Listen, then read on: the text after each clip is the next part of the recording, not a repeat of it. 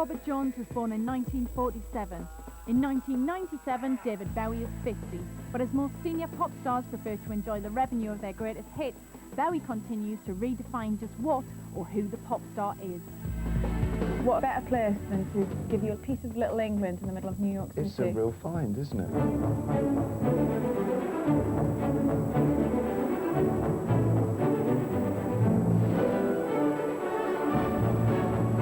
Happy birthday, by the way. Thank you very much. Brought you a present.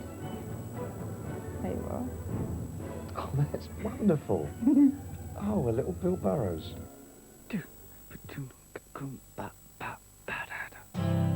In celebration of the music of David Bowie, Rock's Alternative Aristocracy paid tribute to his 30 years of ideas and makeup at Madison Square Gardens in New York. Why did you decide to do the gig last night at Madison Square Gardens? Because the producers wanted me to do it there. I've been working, all my album stuff has been in the States, and all my crew are American, and I think that economically it was more feasible to do it in the States with everybody being there than taking the whole caboodle back to Europe and do it. I'm doing the European one on my 51st, of course I do. I mean, 51, who cares?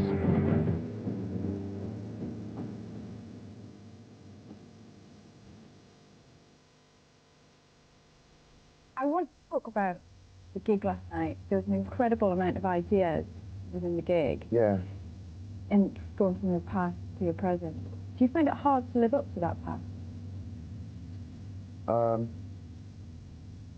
I think if I tried to, I think I would fail abysmally. And I'd say that for me, there's nothing more that I can do is just to set out to enjoy myself. And I find that if I just do things that I really get off on, that I think are exciting, then I can't guarantee that everybody will like it. That's just ridiculous. That's a fantasy. But you can guarantee that somebody's going to like it.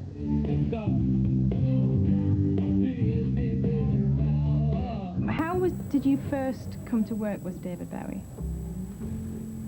You mean in prior life? Yeah. Yeah. Wow, long time ago. What was it like working with him? Oh, it was a lot of fun. We had a lot of fun. But when he gets drunk, he thinks he's Ziggy. What do you think he brought or took from your music? Well, I probably never would have had a hit with Wild Side if David didn't produce it, you know. I haven't had a hit since then, so I assume it's because David produced it.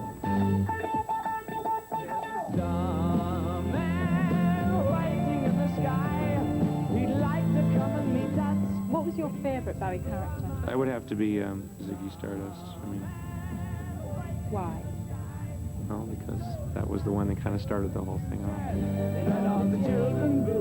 Do you approach David Bowie differently now to how you did then? Why look at him like this? I'm very much a character when I go on stage, I feel. I mean, Like an actor? yeah, I believe in my part all the way down the line, right the way down. I never know how to answer those questions. I suppose secretly I'm really just David Jones, you know. I don't think as David Bowie. I still think myself as Jonesy.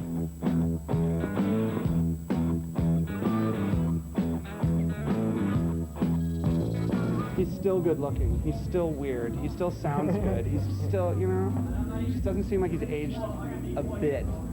I want to ask you about other rock stars of your generation. Rock gods. Rock gods, David. Rock gods. Sorry, rock gods. Yeah. Other rock gods of your They're generation. merely rock stars, this generation are just merely rock stars. Yeah. They become rock gods when they realise they're probably going to have to start dyeing their hair again. You know, to get the younger remnant in the crowd, that kind of, you know, all that manipulation. Put on your red shoes and dance the blues to the song they're playing on the radio. But these other rock gods tend to go for the big bucks, do all the old stuff and Oh, I go for the tour. big bucks as long as I don't have to do what I don't want to do for them. I like big bucks, and it's very good. But you don't conform to that. No, You go against it. yeah, I'll take my chances.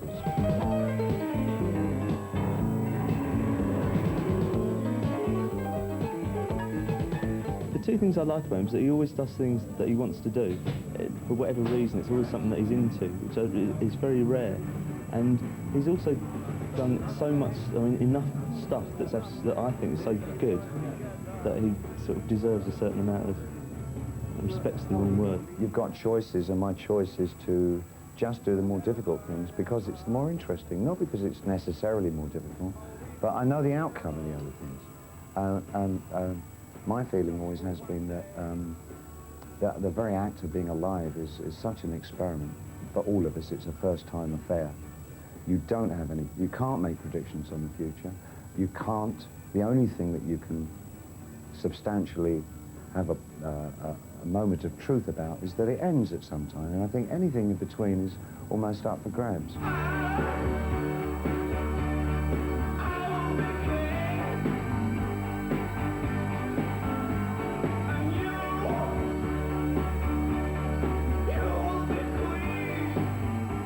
So you can look rationally at what other people do and what happens in their lives and where it goes, and you can just say, oh, okay, I don't want to do that. I won't do that. I'll do something else and see what happens if I do something that I can't see what the outcome is going to be.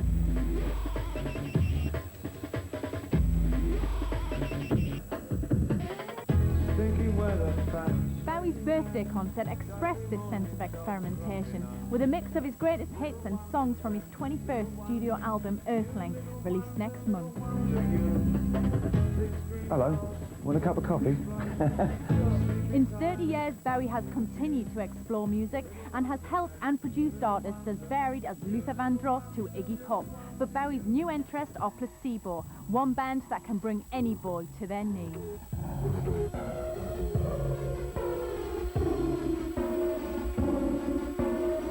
Here I am. I'm in the bathroom with Placebo. Are you going to show the video? Alcoholic kind of mood. Lose my clothes, lose my lube. Cruising for a piece of fun. Looking out for #1. This is on the eve of the concert with David Bowie on his 50th birthday concert in Madison Square Gardens. How do you feel? Honored, excited. It's quite sexy, but it's kind of twisted.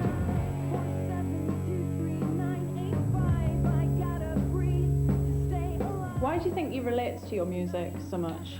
I think I remind him of his younger self, perhaps. He digs the makeup, maybe.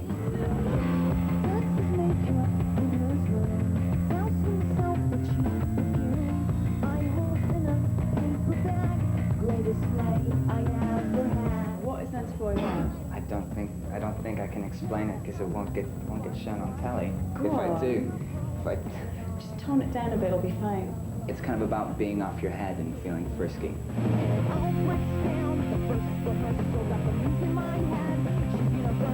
Is your image important to Placebo as a band musically? It's just how we dress. It's just how we kind of like, we go out like this, and it's just how I look like most of the time. Because the kind of rock and roll circus is where all the freaks go. It's giving me the freedom to sort of like, to look like how I want to look and not get beat up for it. That's nice.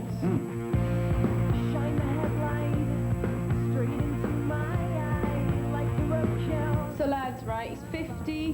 What sort of a birthday present would be ideal for David Bowie? What do you give a man who probably has everything? Give him a kiss on the cheek. How's that? Good. Yeah? And a new single, though. And our new single, yeah.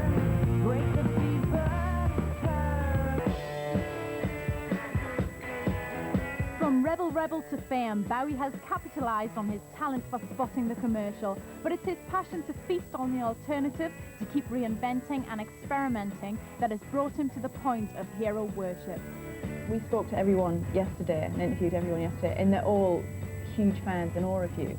How did you get over that hero worship thing? Do you know that joke? John Wayne was in one of those Jesus movies, and he said, his line was, "This surely is the Son of God." And the director said, "Very good, John, but could you have a little more awe?" He said, Oh, this surely is the son of... Sorry. It's hard to explain the impact, maybe to an English audience, that he had on my American mind when I was about 12 years old, because there was really no one like David Bowie. I mean, I think we've come to accept alternative music globally as not such a freaky thing. But David Bowie in 1975 was like, he really was from another planet. What were you saying? Oh. How did you get over the hero worship thing?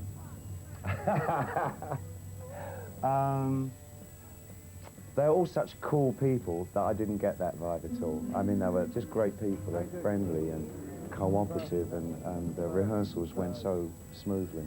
I just felt everybody was happy to be there, and that was, you know, they're nice, they were great. So if there was any of that, I wasn't on the other end of it, which is as well, because I don't need a bigger head than I've already got, do I, British public? I sort of like David Bowie, who wears the nice suit and sings Modern Love.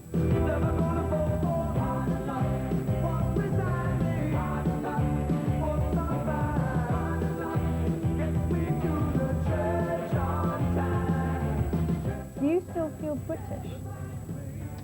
I think probably more so now than I ever felt, yeah.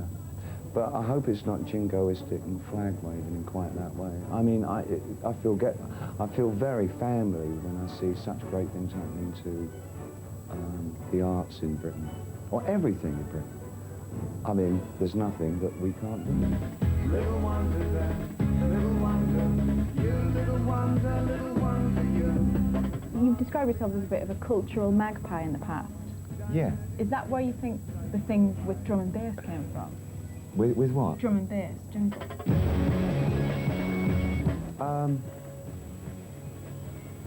Well, I just don't know how it's not possible to be influenced by music. I mean, I didn't grow up an R&B singer, but somehow I found myself in an R&B band and in love with R&B music and playing it. It's just that I never stayed there. I think I probably just like dance music, you know.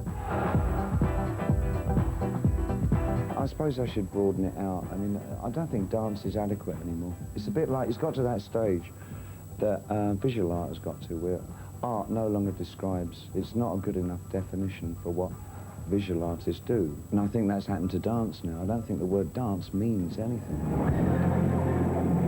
It just feels like the growth and the evolution of rock music, you know. And I think what we're doing now is basically what rock music is going to be. It's going to have this kind of vocabulary, and it's going to be this urgent, probably this fragmented. But that's sort of how I've always thought about it, as being becoming like this, you know.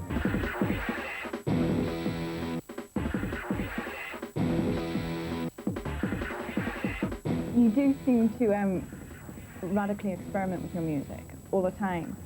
Do you feel like you want to cram everything in as you are getting older? Ironically enough, no, that's an interesting question. I wonder that sometimes myself, but I think I did a lot more of that when I was younger. I think actually I'm far more focused these days and probably more patient about the way that I work. I think when I was a kid, I would often leave ideas only half done, because I really did have the attention span of a grasshopper, and it was like that. A lot of it chemically induced, I might add.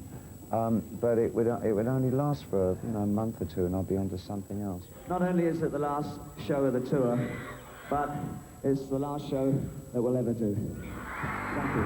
I want to ask you about the image.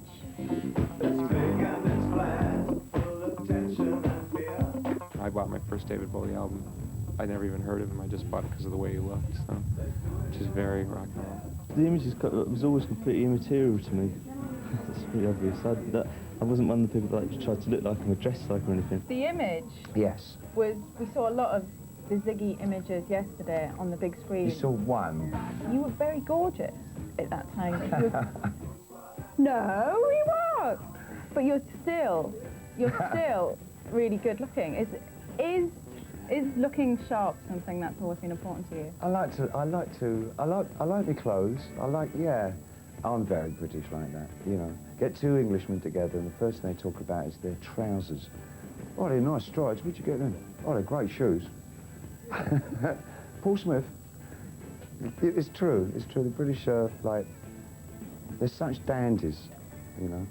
It's what makes them so lovable. Tributes arrived early last year for Bowie's birthday. America's Rock and Roll Hall of Fame opened their doors, as did the British. But for Bowie, such grand invitations are of little value. You won last year at the Brits the most outstanding, won outstanding achievement in music. Yes. Did you feel you deserved it? Do you know, I did it because I wanted to play the new single. I'm not big on the award bit at all. And I seriously did it because I needed to do some television on the single. It's the only program that would have me at the time. So I did it. So bye-bye love. Yeah, bye-bye love. I don't believe in any of it, no. I think it's rubbish. I think it's trite to say it, but to start looking at music as though in some terms of an Olympian event, it's just not like that. It really isn't. The kinds of bands that I listen to, say Sonic Youth and Pixies and whatever, and they don't actually mean much to many other people, you know. And I think it's, one, it's criminal, and secondly, I know that I'm right. I know that that music is fundamentally some of the most important popular music. They're not going to win awards because it doesn't sell in vast numbers. I could go on and on about this.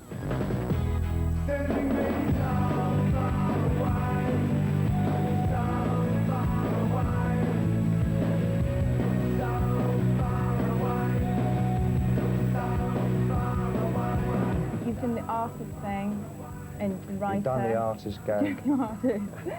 Would you be happy with just being remembered as a rock star, a rock god? Two things strike me about that. One, I'd be happy to be remembered. And secondly, by anybody. That's a bonus. I must sound very complacent, but frankly, it doesn't bother me. I'm very glad that I've got this life, and it's a gift, and for that I'm thankful enough, frankly. Little wonder, little wonder.